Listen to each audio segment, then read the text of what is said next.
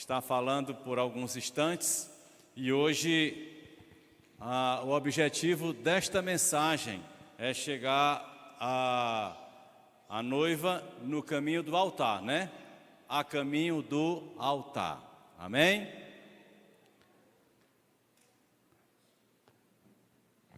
E nós lemos o texto de Apocalipse, nós lemos durante todos essas quarta-feiras, e hoje é a quarta-feira, né?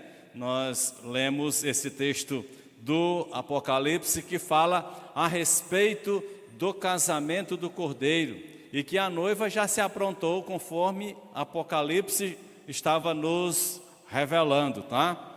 E nós vimos na semana passada, no momento da igreja falando sobre a escravidão, deserto, rumo à terra prometida, né? Então nós vimos em Gênesis 46, 26, que entraram no Egito com Abraão cerca de 66 pessoas, como está em Gênesis 46, 26. Também vimos em Êxodo 1, 11 e 13, que passado o tempo, o faraó esqueceu quem era o povo do Egito e viu apenas um povo para trabalhar, uma mão de obra escrava, né? Assim, e aí quando você vai encontrar em Êxodo 11, 1, 13, diz: e o sujeitaram a cruel escravidão. E o povo que entra no Egito se torna escravo. E nós vimos a respeito do que é essa escravidão, né?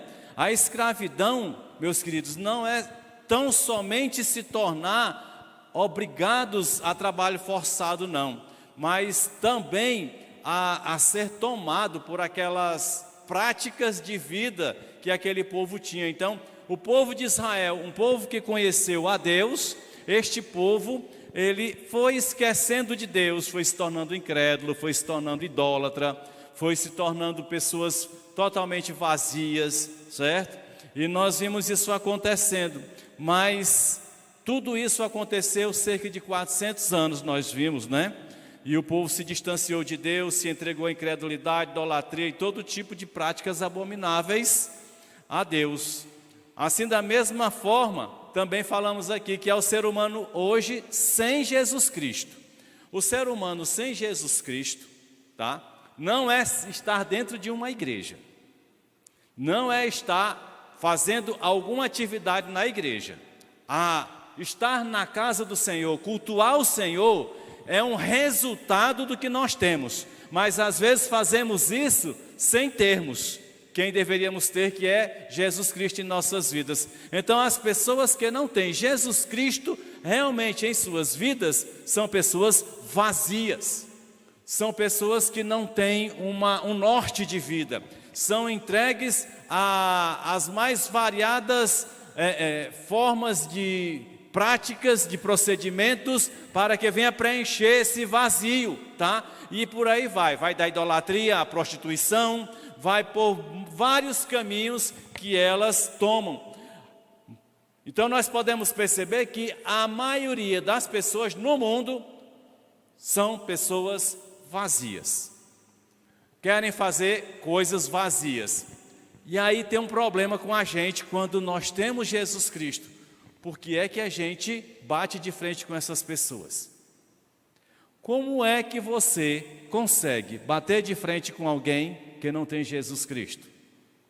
Além do mais, você não é para bater de frente nem com quem tem Jesus Cristo, quanto mais com quem não tem.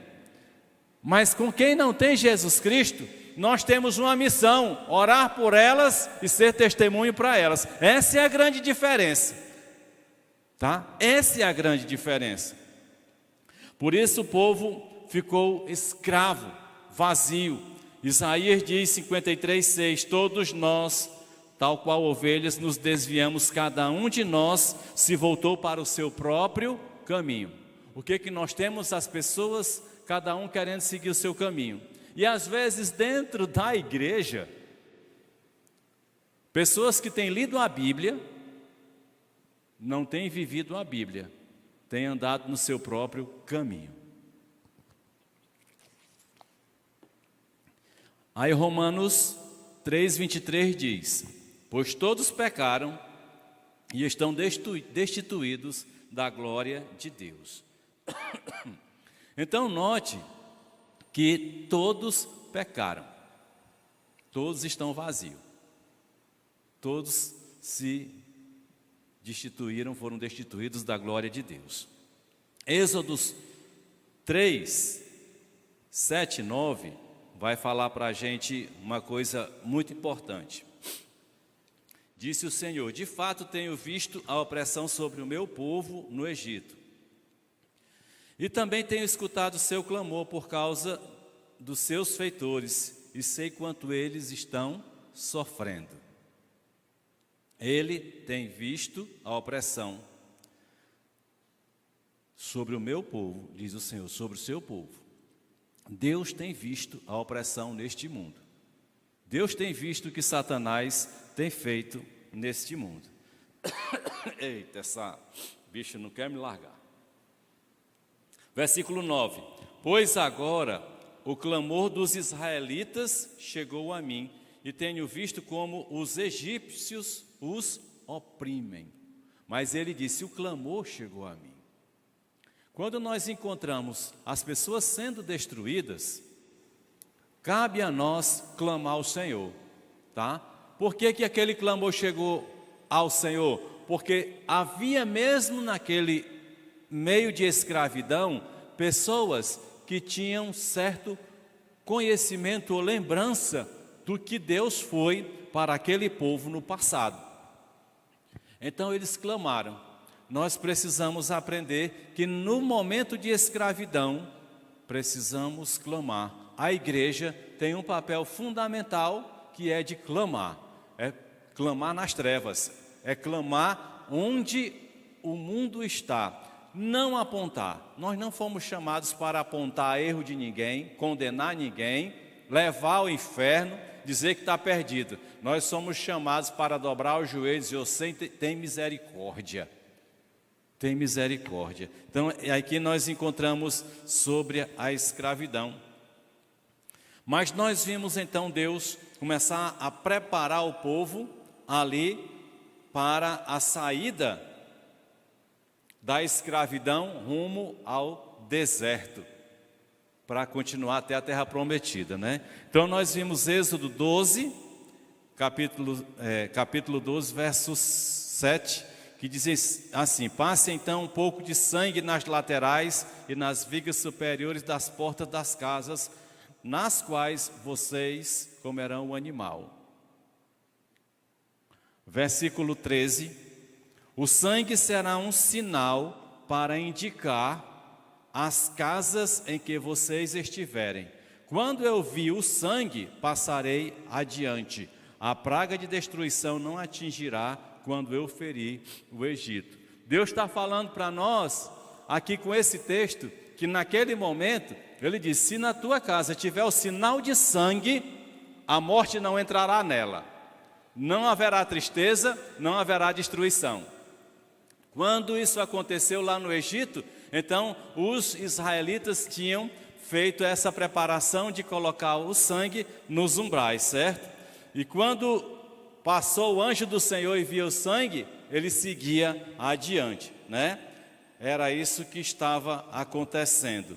Porém, meus queridos, no arrebatamento da igreja, no momento em que a igreja fosse encontrar com Jesus para as bodas, para o casamento, sabe o que vai acontecer? Exatamente o inverso ou diferente do que aconteceu nesse dia lá no Egito. Porque no arrebatamento da igreja, onde o Senhor vê o sangue do Cordeiro imaculado, não passará adiante, mas tomará para si. Levará para si. Então note que no Egito Deus, quando via o sangue, passava adiante. No arrebatamento da igreja, quando Deus olhar a humanidade, onde Ele vê o sangue, Ele levará a pessoa que está marcada com sangue para estar diante dele. Então, se você já tem o sangue de Jesus na sua vida, saiba que você vai ser tomado para ele naquele dia em que ele vai soar a trombeta. É a palavra do Senhor que diz: é rumo à terra prometida, é rumo às bodas do Cordeiro, e é para lá que nós estamos seguindo. E nisso nós estamos hoje vivendo o quê? O deserto, né? Então, Êxodo 14, 21, 22 diz que o povo passou o mar vermelho.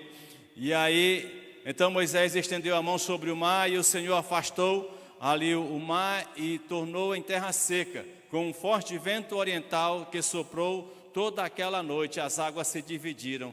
Os israelitas atravessaram pelo meio do mar em terra seca, tendo uma parede de água à direita e outra à esquerda. Então, abriu-se o mar vermelho. Vermelho lembra de sangue.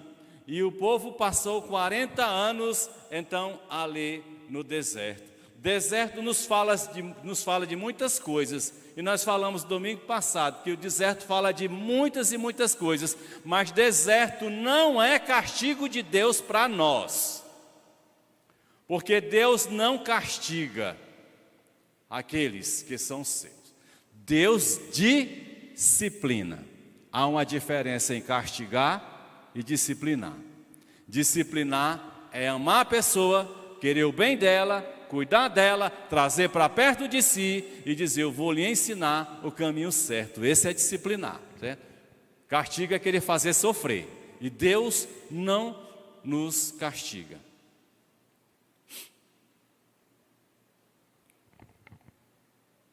Israel passou 40 anos no deserto por causa da sua incredulidade, sua teimosia, sua desobediência. Por quê? Porque ele sai do Egito, vem cheio de marcas da escravidão, vem cheio de saudade, por incrível que pareça.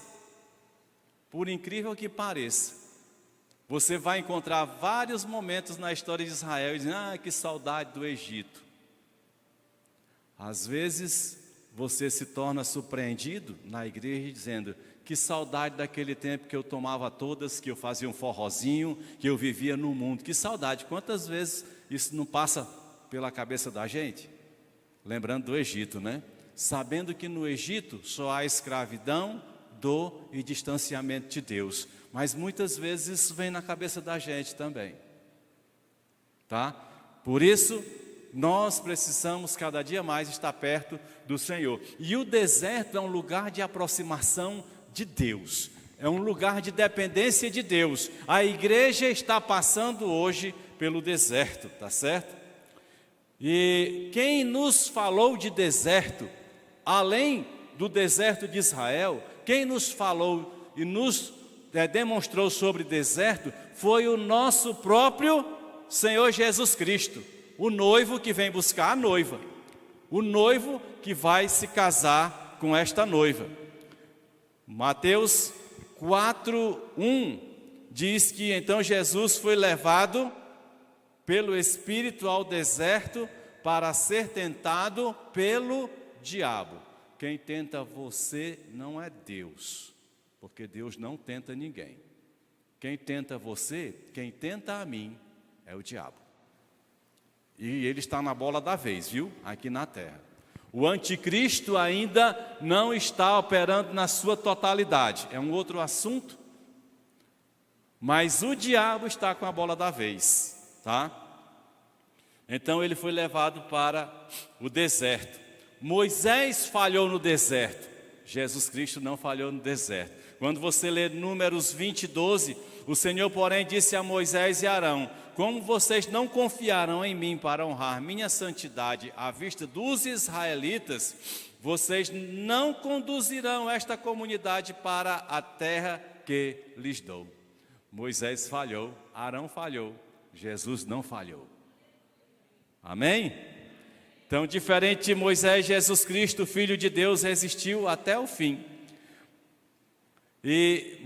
Mas nessa resistência aqui, nós vamos ver Jesus passando os seus primeiros momentos de deserto, E quando ele termina o seu deserto, nós vamos ver um pouquinho lá na frente sobre esse deserto de Jesus, comparando ao deserto da igreja, ao deserto que eu e você estamos passando. Nós vamos perceber que ele diz assim, em Mateus 4, 10 e 11, então Jesus lhe disse: retire-se, Satanás, pois está escrito, adore o Senhor, o seu Deus, e só a ele preste culto.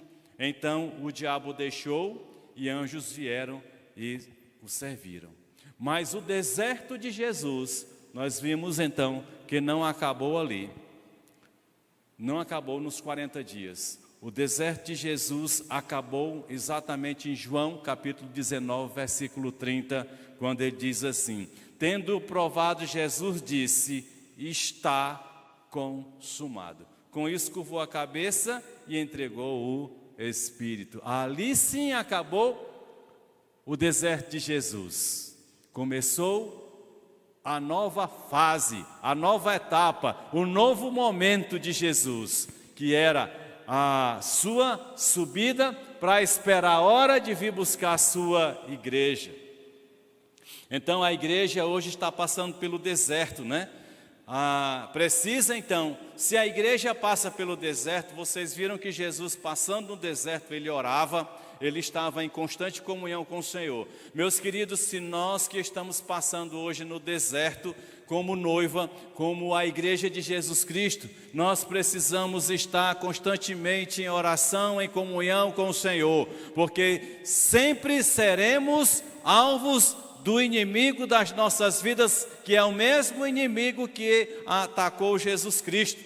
Ele foi derrotado, e nós sabemos que a igreja do Senhor também é vitoriosa, mas ela é vitoriosa como um todo, mas você tem que ser vitorioso na igreja também, amém?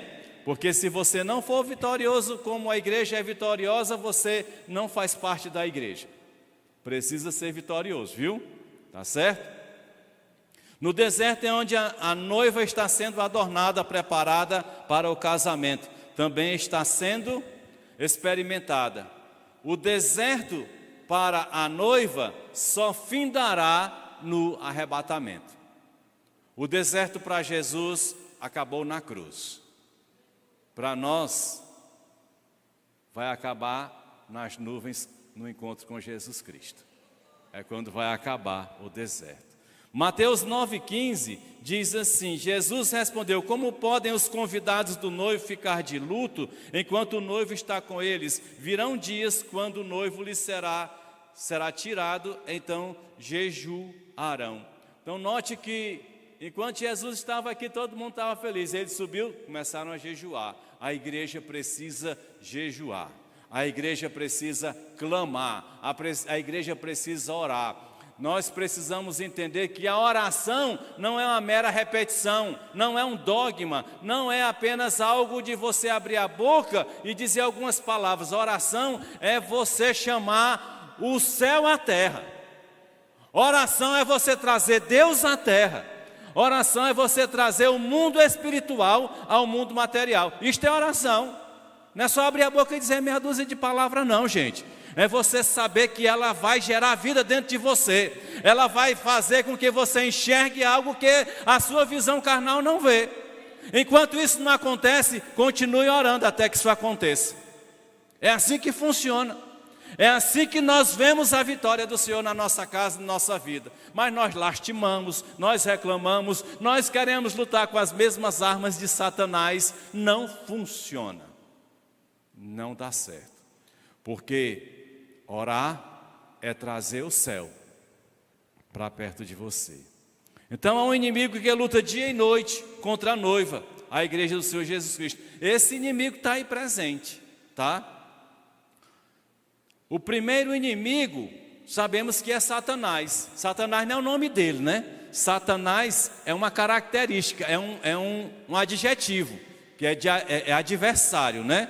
Então, o primeiro inimigo é Satanás, o diabo difamador, que ao almejar o trono de Deus no céu, foi julgado e expulso para dentro do universo. Quando você lê Isaías 14, 12 e 15, vai saber por que ele está atuando aqui na terra. Quando você abre lá em Isaías 14, diz assim, versículo 12: como você caiu dos céus, ó estrela da manhã, filho da alvorada, como foi atirado à terra, você que derrubava as nações. E ele tinha um nome bonito: ó estrela da manhã, ó filho da alvorada.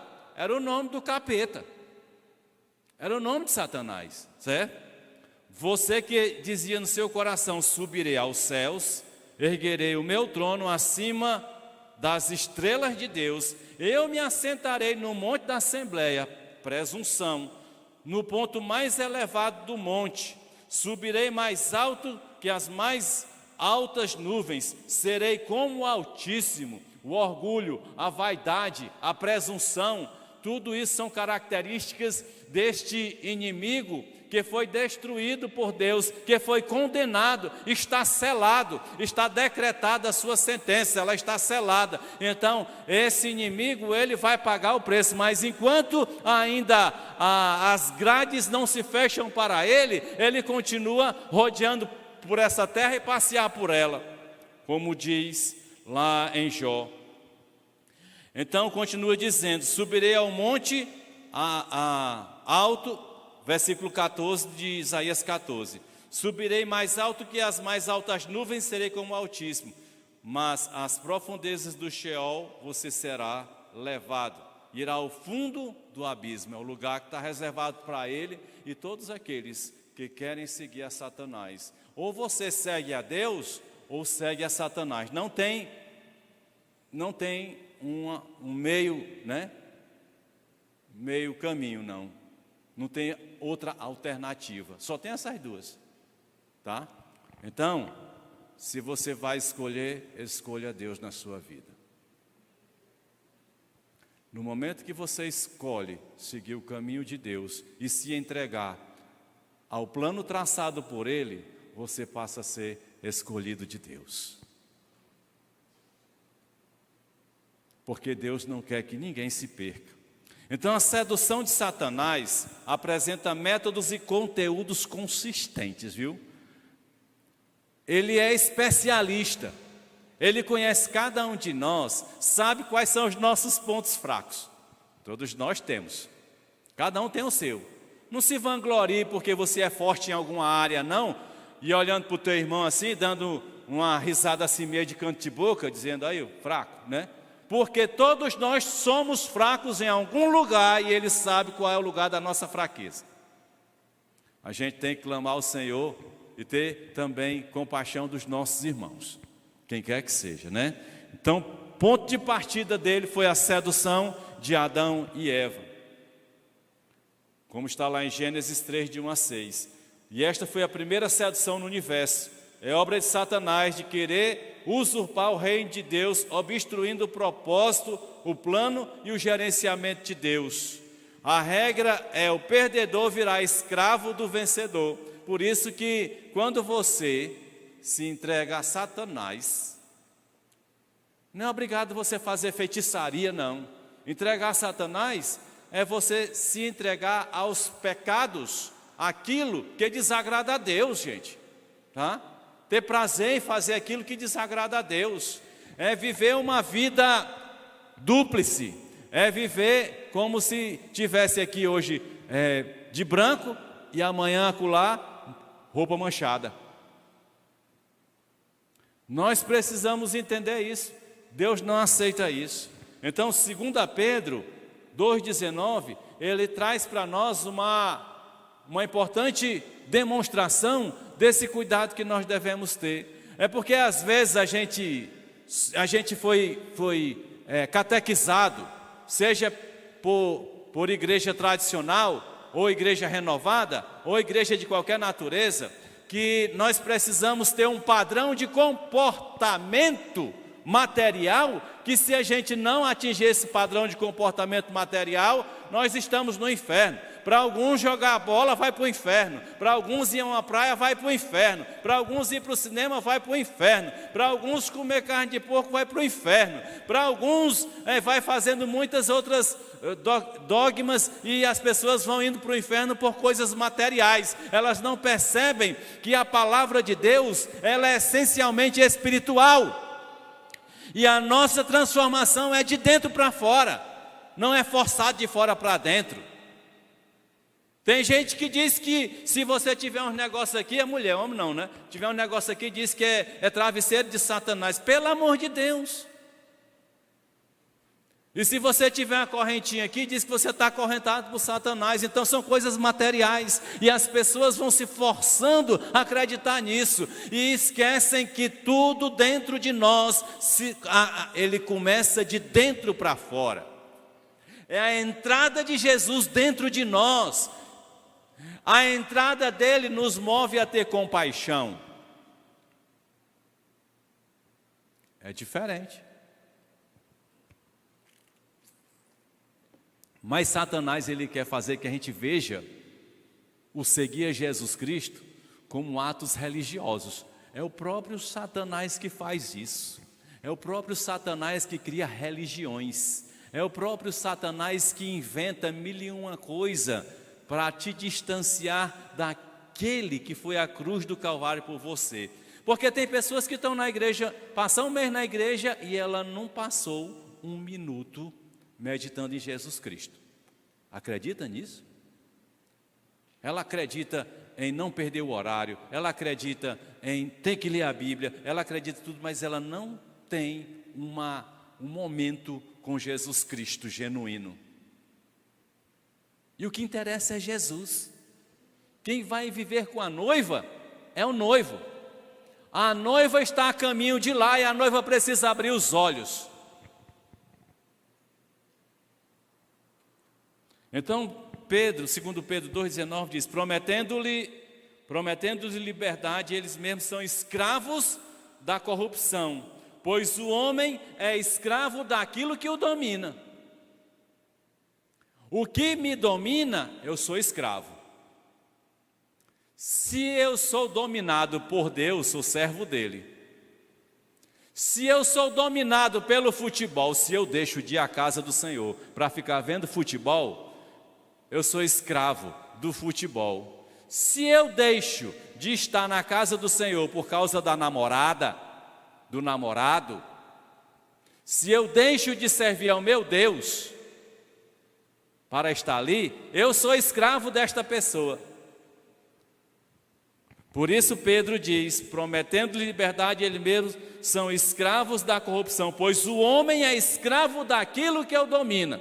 Lembre-se sempre disso, o homem é escravo daquilo que o domina. Quem é que domina você? É o Espírito Santo? O homem que foi seduzido por Satanás e desobedeceu a Deus, morreu e virou povo do reino de Satanás, que virou rei do mundo com o poder do ar. Satanás reina neste mundo, viu? Vocês ficam, eu acho, às vezes, não quero debochar de ninguém nem brincar, mas vocês ficam brincando, ou vocês ficam tão preocupados com os reinos deste mundo e esquecem do reino para onde nós vamos. Tem 2 reinos. O resto é passageiro. Pode durar muito, mas vai ser passageiro. Mas Satanás é quem está com a bola de vez na terra, viu? Os reinos deste mundo aqui, não tem nenhum que não esteja sob o domínio de Satanás. Eu quero que Deus domine a minha nação. Vai ler a palavra de Deus, meu querido. Vamos ler agora? Efésios 2, 1, 2. Vamos ler? O seu lugar e o meu lugar, eu sou embaixador dele aqui na terra. O seu lugar e o meu lugar é no céu com o Senhor. Amém? Mas se você quiser ficar, pode ficar à vontade. Eu não vou odiar você. Eu não vou olhar para você atravessado, porque o meu papel aqui não é ser um aliado de Satanás, censurando e condenando as pessoas. O meu papel aqui é estar dizendo, Senhor, cuida dessa vida. Vai ser toda a vida assim, viu? Mesmo você não querendo. Então Efésios 2, de 1 a 2 diz assim, vocês estavam mortos em suas transgressões e pecados, nos quais costumavam viver quando seguiam a presente ordem deste mundo e o príncipe do poder do ar, o Espírito que agora está atuando nos que vivem na desobediência. Eu quero é que vocês me apontem quem está liderando qualquer nação deste planeta que vivem no temor do Senhor. Está difícil. Está difícil. Mas é papel nosso orar.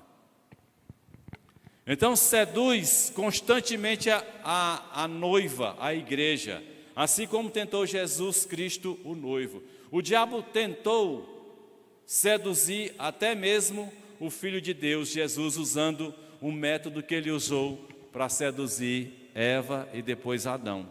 Quando você lê lá em Mateus capítulo 4, versículo 3 a 10, vou ler aqui rapidamente, olha. O tentador aproximou-se dele e disse: se você é filho de Deus, mande que estas pedras se transformem em pães. Jesus respondeu: está escrito, nem só de pão viverá o homem, mas de toda a palavra que procede da boca do Senhor. E o diabo levou a cidade santa, colocou-o na parte mais alta do templo e disse: se você é filho de Deus, jogue-se daqui para baixo, pois está escrito, ele dará ordens a seus anjos a seu respeito, e com as mãos eles o segurarão para que você não tropece em alguma pedra. Jesus lhe respondeu: também está escrito, não ponha à prova o Senhor teu Deus, né? E ele continua: depois o diabo levou a um monte muito alto e mostrou-lhe todos os... Quantos? Só o Brasil não, só os outros menos o Brasil. Ele está dizendo todos os reinos, todos. Ele mostrou-lhes todos os reinos do mundo e o seu esplendor. E o que ele disse? E disse: tudo isto lhe darei se você me prostrar e adorar. Por que ele disse isso? Porque ele está com a bola da vez de dominar este mundo. Porque o homem entregou em suas mãos. Só não tem poder sobre a igreja de Jesus, vamos ver daqui a pouco. Só não tem poder sobre você que está sob o sangue do Cordeiro, o sangue de Jesus. Mas todos os reinos estão sob o poder de Satanás. É por isso que o anticristo vai trabalhar bem rapidinho. E disse tudo isso, Jesus lhe disse: retire-se, Satanás, pois está escrito, adore o Senhor, seu Deus, e só a ele preste culto. Jesus nunca ia fazer alguma coisa que Satanás quisesse, ainda que estivesse na Bíblia. Porque o Senhor Jesus só fez a vontade do Senhor.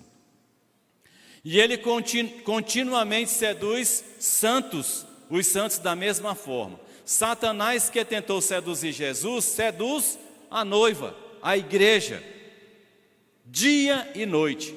1 João 2, 15, 18. Não amem o mundo, falando para a igreja, não amem o mundo, nem o que nele há. Se alguém amar o mundo, o amor do Pai não está nele. Se você amar o mundo, o amor de Deus não está em você. Pois tudo que há no mundo, a cobiça da carne, a cobiça dos olhos e a ostentação dos bens, em outras palavras, o desejo da carne, o desejo dos olhos e a soberba da vida não provém do Pai, mas do mundo. Esses desejos da carne, dos olhos, esse desejo de ostentação, de se sentir melhor do que os outros, derrubando os outros, não provém de Deus, mas do mundo. O mundo e a sua cobiça passam, mas aquele que faz a vontade de Deus permanece para sempre. Filhinhos, esta é a última hora. João já estava dizendo, hora longa, mas ela está nos seus últimos segundos, pode crer. Filhinhos, esta é a última hora, e assim como vocês ouviram que o anticristo está vindo, já agora muitos anticristos têm surgido, por isso sabemos que esta é a última hora. Quando Israel passou o tempo de deserto, do tempo do deserto, passou para Canaã, a terra prometida, a terra que emana leite e mel. Estamos a passos largos ao encontro do Senhor e Salvador Jesus Cristo, porque nós estamos vivendo nossos últimos momentos de deserto nessa terra. Você pode ter um bom emprego, pode ter casa, mas você não vive em paz. deste mundo, né? Você vive em paz interior. Porque sempre recebe uma má notícia. É alguém da família que foi acidentado. É alguém que diagnosticou, né? Acabei de falar, 2 irmãos. A gente sente paz? Sente não. Desespera também não, porque aquele que está na gente conforta, consola e nos faz seguir em frente, porque nós temos um objetivo. Mas é assim.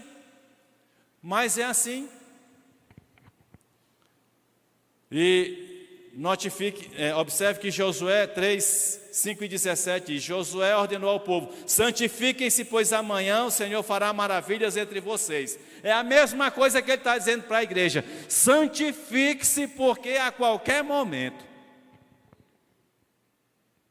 você vai estar nos ares.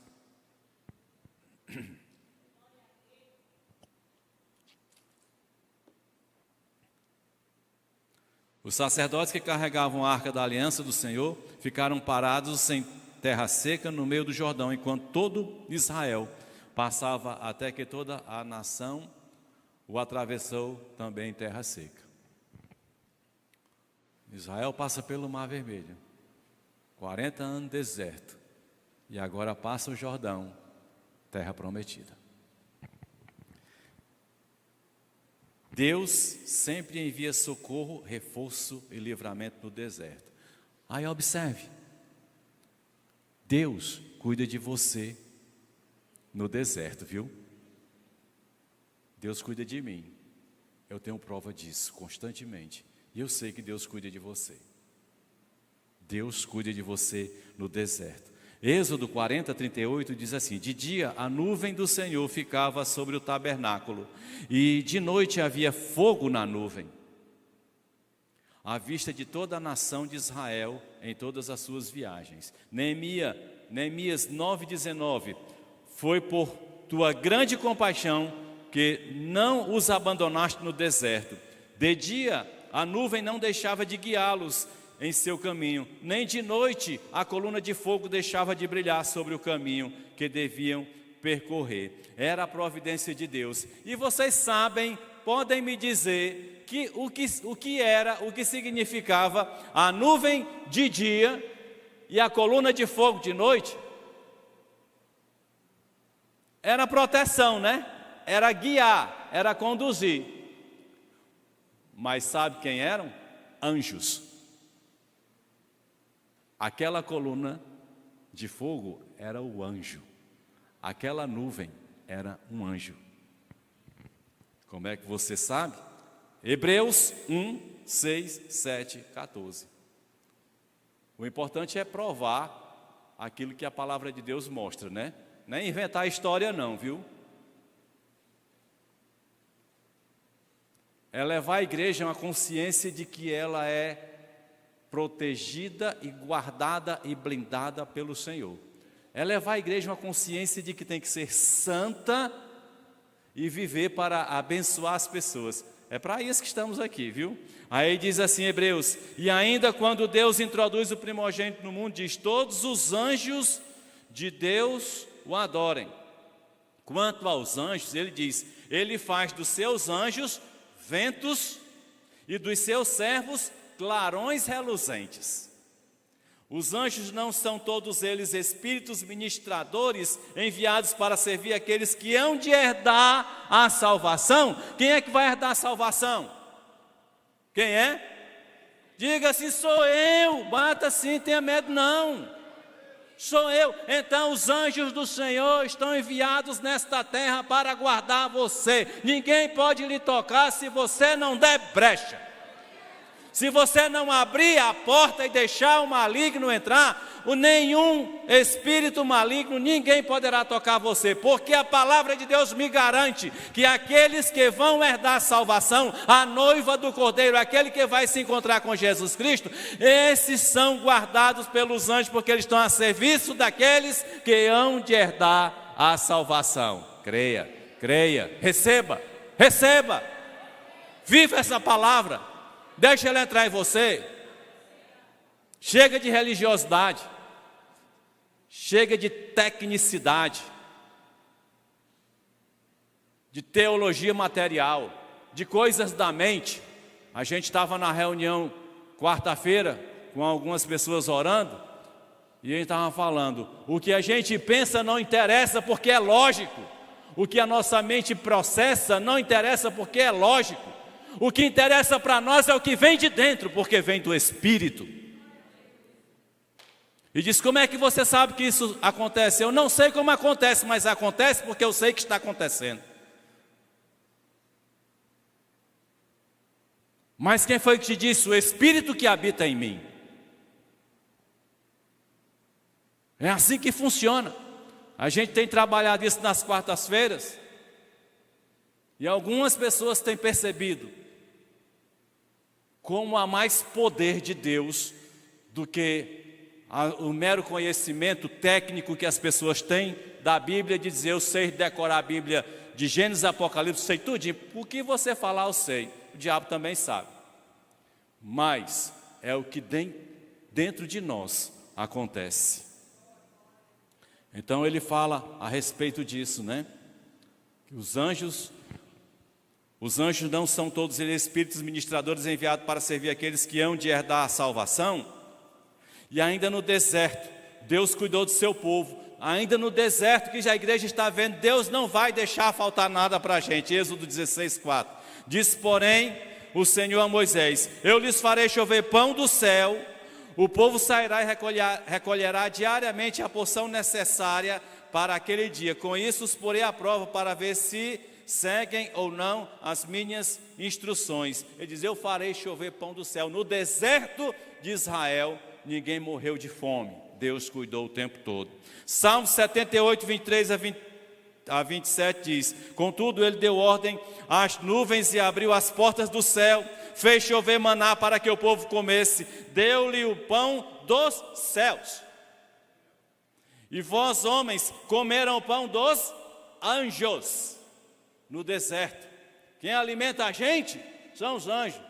Por que estamos vendo a vida medíocre? Porque não cremos que há um Deus extremamente poderoso, soberano, e que tem um compromisso com a sua palavra, e este compromisso reflete-se em cada um de nós, que somos marcados pelo sangue do Cordeiro. Enviou dos céus o vento oriental e pelo seu poder fez avançar o vento sul, fez chover carne sobre eles como pó, bandos de aves como a areia da praia. Mas vai chegar um tempo que não precisaremos mais desse cuidado de Deus. Sabe por quê? Josué 5,12. Assim como um dia depois de comerem do produto da terra, um dia depois de comerem o produto da terra, o maná cessou. Já não havia maná para os israelitas, e naquele mesmo ano eles comeram do fruto da terra de Canaã. No dia que o povo entrou para a terra prometida, que começou a comer da terra prometida, então Deus cessa. No dia que a igreja for arrebatada, então Deus não mais precisará nos dar deste pão, porque nós comeremos diretamente do pão que Ele vai nos dar diretamente. Que Deus esteja cuidando da sua igreja. Agora, a igreja vai ser arrebatada. É mistério, gente. Deus arrebatou Elias, Deus arrebatou Enoque. Mas não foi só isso não. Elias estava vivo, Enoque estava vivo, né? Mas Deus ressuscitou mortos. Mateus 27, 51, 53. Muita gente está tentando tirar esse texto da Bíblia, ou querendo distorcer, ou querendo inventar mil e uma coisas. Mas, meus queridos, a gente olha para o texto e vê. Não precisa ser um especialista, é ler. Ele diz assim, naquele momento, lá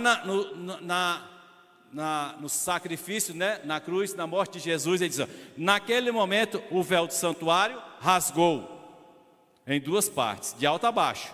A terra tremeu, as rochas se partiram, os sepulcros se abriram, e os corpos de muitos santos, que não disse de todos aí, viu?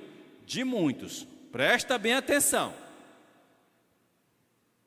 de muitos santos, né, que tinham morrido, foram quando? Na morte de Jesus. Mas tem um detalhe, e saindo, eles ressuscitaram. Existe um hiato de tempo, que não é um hiato, é a ação do tempo do Kairós de Deus, que Jesus, ao morrer na terra, ele faz toda uma revolução no mundo espiritual, colocando em ordem todas as coisas. Foi na morte, e ele ressurge antes de sair do sepulcro aqui. Aí nesse momento, saindo dos sepulcros, depois da ressurreição de Jesus Cristo, entraram na cidade santa, que era Jerusalém. A cidade santa não era Jerusalém? Sim, continua sendo ainda pelo Antigo Testamento e pela promessa de Deus. Haverá a nova Jerusalém. Essa, nós estaremos nela. Mas esta cidade santa, tá? Que é Jerusalém, diz que apareceram a muitos. Muitos viram uma ressurreição. E esse pessoal depois sai daqui. Para onde vão? Só Deus sabe, eu não sei. Aí não me pergunte. Mas que estão vivão por aí estão, com o Senhor. Aí 1 Coríntios 15, 51, 52, diz assim: estamos falando que aqui foi uma evidência para mostrar que a igreja vai subir. A igreja do Senhor vai subir. E acorde, viu? Não é hora de dormir, não. A igreja vai subir. Eis que eu lhes digo um mistério. 1 Coríntios 15, 51, 52. Eis que eu lhes digo um mistério. Nem todos dormiremos, mas todos seremos transformados. No momento, no abrir e fechar de olhos, ao som da última trombeta, pois a trombeta soará, os mortos ressuscitarão incorruptíveis e nós seremos transformados. Você está preparado para ser transformado ou você aguarda ressurgir? Eu quero ser transformado. Estou torcendo para isso. Tem um pastor que já partiu para agora, ele dizia: Laércio, ele já estava com quase 100 anos, ele disse: eu vou ser transformado, eu não vou morrer. Mas o bichinho foi, não era na hora de ficar, né? Mas eu estou aqui ainda, eu acredito que eu vou ser transformado. Eu estou esperando, né? Mas se não for, eu vou primeiro que vocês, porque os mortos ressurgirão primeiro, né? É o que a palavra de Deus nos garante. Mas de um jeito ou de outro a gente se encontra lá nos ares, viu?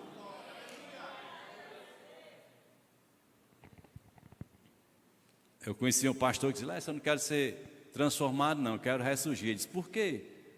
Ele disse: porque eu quero ter a experiência da morte. Eu digo: Deus me livre. Vai tu. E ele morreu já, viu?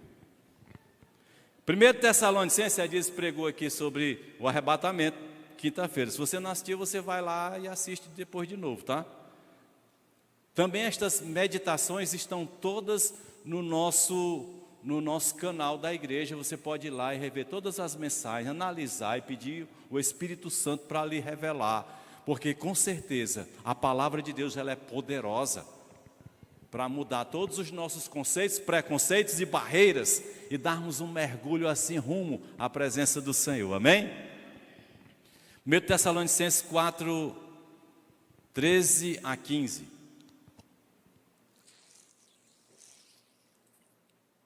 Irmãos, não queremos que vocês sejam ignorantes quanto aos que dormem, para que não se entristeçam como os outros que não têm esperança. Se cremos que Jesus morreu e ressurgiu, cremos também que Deus trará mediante Jesus e juntamente com ele aqueles que nele dormiram. Todos aqueles que dormiram em Jesus Cristo. Aí vem a moçada, né? Pedro, Paulo, João, Tiago, Timóteo, Judas Tadeu, Tiago Menor, André, Filipe, Maria, Joana, José de Arimateia. Aí vem uma carrada, né? E o que vem depois? E os que vieram até antes de nós, que já partiram, né? Que partiram com o Senhor, tá? Diz então: E dizemos a vocês, versículo 15, pela palavra do Senhor, que nós, os que estivermos vivos, os que ficarmos até a vinda do Senhor, certamente não precederemos os que dormem.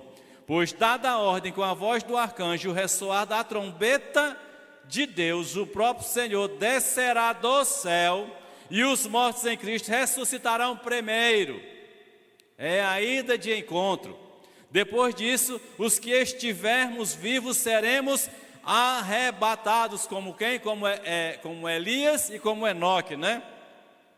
Juntamente com eles nas nuvens, para o encontro com o Senhor, aonde? Nos ares, não é na terra, gente. Preste bem atenção no que está escrito. Aqui ele está falando nos ares. Não é a segunda vinda de Jesus. É o preparativo das bodas do Cordeiro com a noiva. É uma outra história que muita gente não consegue inculcar. Mas é o que a palavra de Deus me mostra. E assim estaremos com o Senhor para sempre. Aí 19, 7, Apocalipse diz: regozijemo-nos, vamos nos alegrar da glória, pois chegou a hora do casamento do Cordeiro e a sua noiva já se aprontou. Então, quando chega lá no céu, nas nuvens, tá?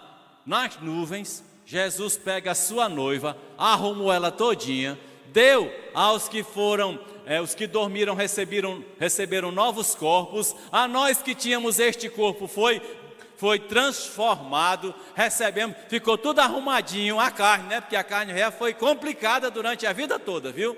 Ela maltratou a gente até a morte, a carne é nojenta. Por isso é que a gente chora por causa dela, né? Porque ela quer dominar a gente, mas não vai dominar não, coisa. Você fica aí no seu lugar. E aí vai para o casamento. E segundo Tessalonicenses 2, de 1 a 7, diz assim: irmãos, quanto à vinda de nosso Senhor Jesus Cristo e o nosso reencontro com Ele, rogamos a vocês que não se deixem abalar nem alarmar tão facilmente, quer por profecia, quer por palavra, quer por carta supostamente vinda de nós, como se o dia do Senhor já estivesse chegado, porque muita gente já chegou, já veio. Não vamos entrar nessa. Tem algumas seitas, algumas igrejas que dizem que já chegou, né? Chegou não, ainda vai chegar. Não deixem que ninguém os engane de modo algum. Antes daquele dia virá apostasia, e então será revelado o homem do pecado, o filho da perdição. A apostasia está acontecendo constantemente. Pessoas, igrejas, denominações, religiões se distanciando de Deus, virando as costas. Pessoas falando que a Bíblia tem que ser modificada. Apostasia. Pessoas dizendo que a Bíblia não é para ser o que está sendo agora, ela tem que ser refeita. Apostasia. E normalmente as pessoas que estão ingressando em apostasia, elas levam muita gente com ela, viu? As pessoas querem esse caminho da porta larga, viu? A porta larga é boa, mas vai levar para o inferno. Esse se opõe e se exalta acima de tudo que se chama Deus, ou é objeto de adoração, a ponto de se assentar no santuário de Deus, proclamando que Ele mesmo é Deus. Não se lembram que quando eu ainda estava com vocês, costumava lhes falar essas coisas, e agora vocês sabem o que está detendo, para que ele seja revelado no seu devido tempo. Satanás dominou o mundo? Domina. Mas um ser com corpo, alma e espírito como eu e você, vai ter poderes sobrenaturais atuando aqui que ainda não tem. Ainda não está liberado. Tá?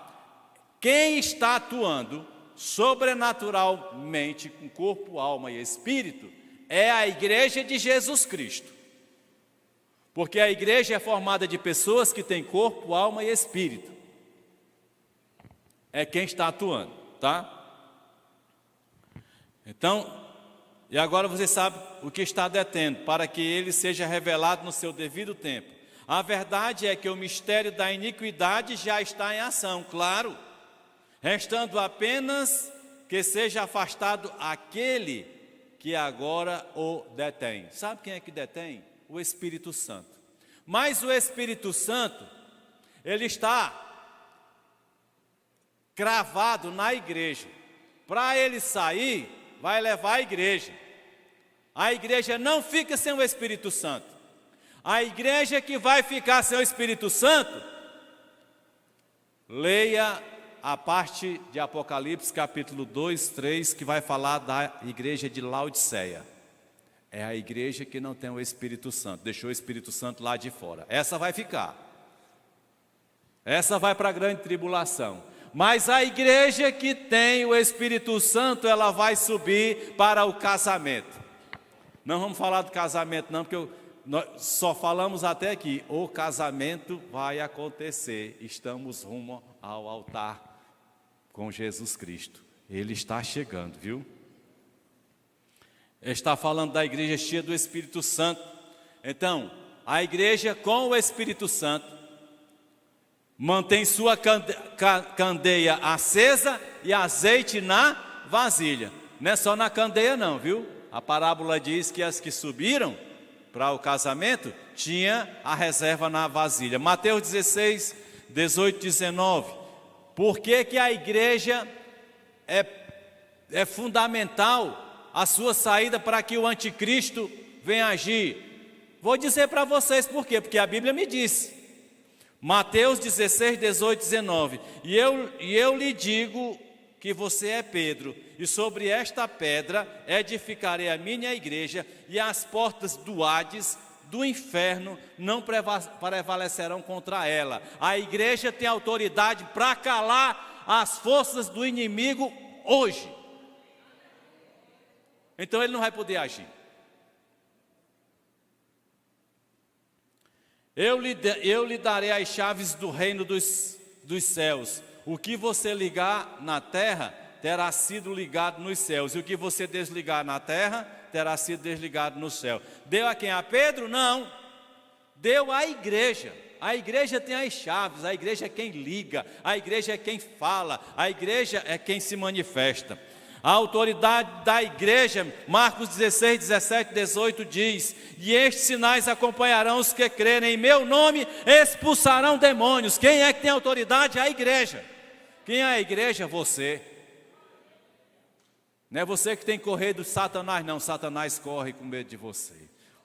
Você tem autoridade. Falarão novas línguas, pegarão as serpentes, se beberem algum veneno mortal, não lhes fará mal nenhum. Imporão as mãos sobre os doentes e estes ficarão curados. Quer mais sobre a autoridade? Lucas capítulo 10, versículos 17 e 19. Os 72 voltaram alegres e disseram: Senhor, até os demônios se submetem a nós em teu nome.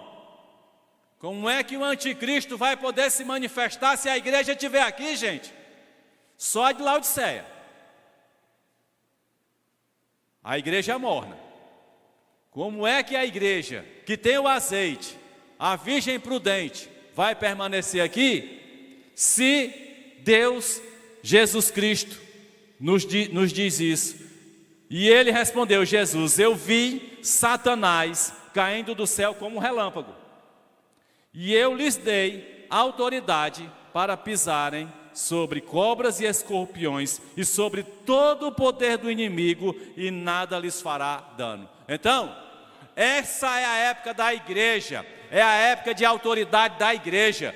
E a autoridade da igreja é a autoridade espiritual, é a autoridade de fazer recuar o inimigo, de dentro das nossas casas, da nossa rua, de qualquer lugar que ele se manifestar. Aí nós não temos que nos calar, nós temos que dizer: este lugar pertence ao Senhor Jesus Cristo, estas vidas, larga estas vidas, porque elas pertencem ao Senhor.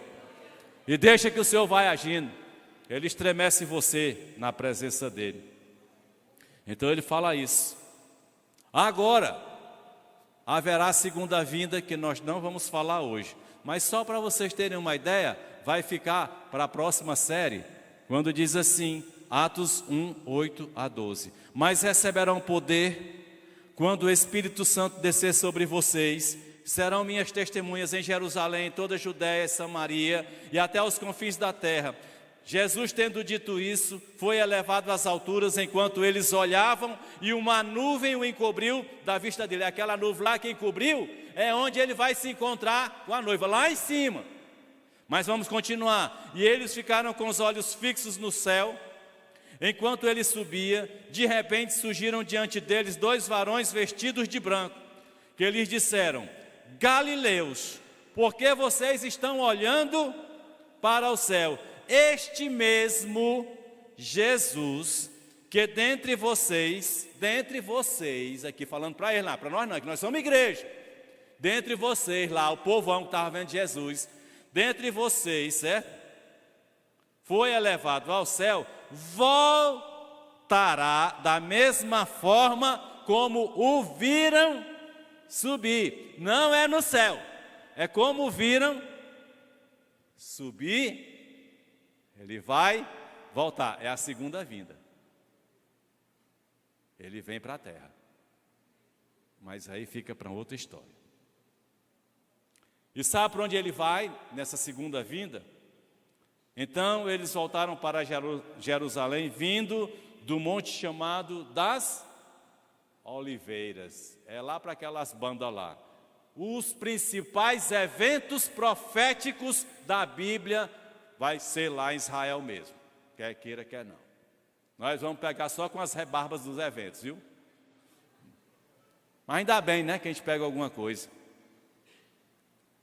Só para finalizar, Romanos 10, 8 a 13. Mas o que ela diz, a palavra está perto de você, está em sua boca e em seu coração. Isso é a palavra da fé que estamos proclamando. Se você confessar com a sua boca que Jesus é Senhor e crer em seu coração que Deus o ressuscitou dentre os mortos, será salvo. Pois com o coração se crê para a justiça e com a boca se confessa para salvação. Com o coração se crê para a justiça e com a boca, quando você abre a sua boca e diz: eu aceito Jesus Cristo, seu sacrifício na cruz do Calvário, eu aceito e eu recebo na minha vida. E quando você fala, você está falando para a sua salvação. Como diz as Escrituras, todo aquele que nele confia, jamais será envergonhado. Todo aquele que nele confia. Depende de você, não depende de mim. Mas eu falei, não há diferença entre judeus e gentios, pois o mesmo Senhor é Senhor de todos e abençoa ricamente todos os que o invocam. Porque todo aquele que invocar o nome do Senhor, não é fácil, mas é para mim e para você. É para todo aquele onde a palavra do Senhor está sendo anunciada. Então, se você nessa noite invocar o nome do Senhor, será a noiva do Cordeiro. Será a igreja do Senhor que será arrebatada. E você vai se encontrar com Ele no céu. E você vai viver um grande banquete lá no céu. Depois nós vamos falar sobre o banquete e a segunda vinda de Jesus. Numa próxima ocasião. Mas aqui fica. Precisamos entregar a nossa vida a Jesus. Precisamos ser santos. Precisamos anunciar a palavra. Precisamos ser testemunhas vivas desse Jesus. Amém?